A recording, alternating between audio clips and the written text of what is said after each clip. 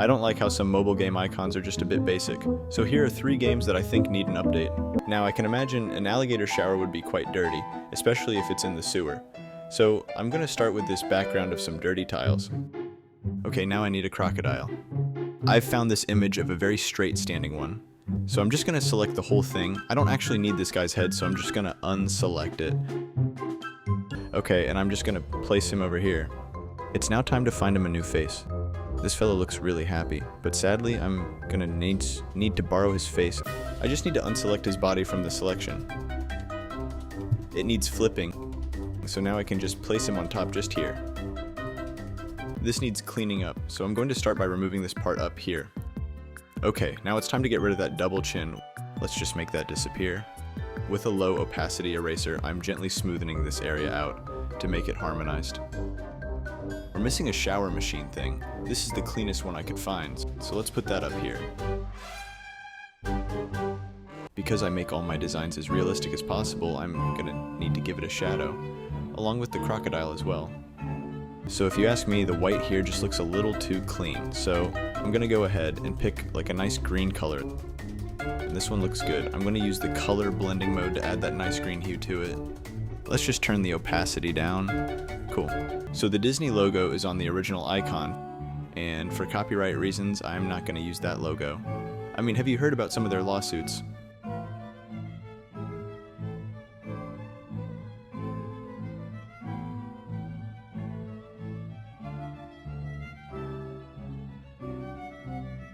So here's one I made earlier. Let's put that up here.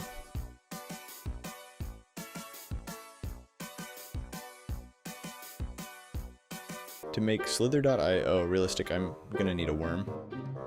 Nice. Okay, so now let's bend it. I'm just simply using the puppet warp tool to place some points at his tail end.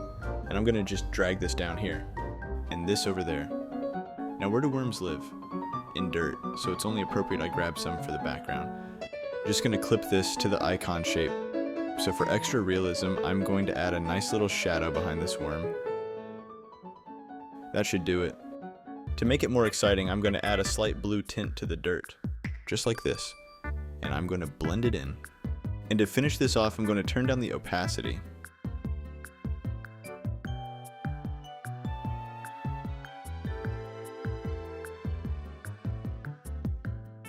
The first thing I need is a happy pig. Let me expand the image and remove the background. Okay, with that gone, I need a new background. I don't want to do anything over the top, so I'm just going to use the same blue gradient. I'm also going to add a darker blue color, and I'm going to make a circular mask on it. And a little feather. Okay, that's aesthetic enough. So we need some gloves just like the original. So I found these. These for sure will turn him into a fashion icon. Let's duplicate the hand and put it on the other side. Perfect. Let's see what it looks like without the actual icon. Oh, it kind of looks like that's someone else's hand.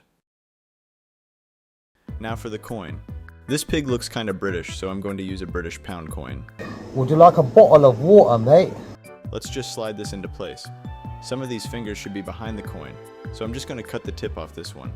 For some extra realism, I'm going to need to add a shadow. This should work. I couldn't find any eye masks. These were the only ones I could find, so I'm just going to have to steal the original one. So let's just quickly mask that out. I'm also going to grab that little nose of his and place it onto the top layer. So this should mean I can place it under his nose. I think that's aligned well enough. This side part needs to go, so let's just delete that.